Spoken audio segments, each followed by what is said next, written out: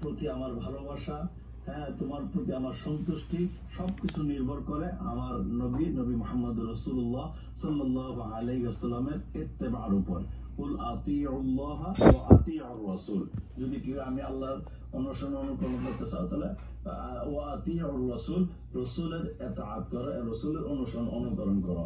হ্যাঁ, কুল ইন কুনতুম তুহিব্বুনাল্লাহ ফাত্তাবিউনি, আল্লাহ আরেক জায়গায় বলতেছেন যে আমারকে যদি ভালোবাসো, আমার ভালোবাসা যদি পেতে চাও, আমার দয়া করুণা যদি পেতে চাও, ফাত্তাবিউনি, তাহলে আমি নবীর ইত্তেবা করো, অর্থাৎ রাসূলের ইত্তেবা করতে হবে। রাসূলের ইত্তেবা মানে হলো রাসূলের সুন্নাহর উপর চলা, রাসূলের তরিকার উপর চলা।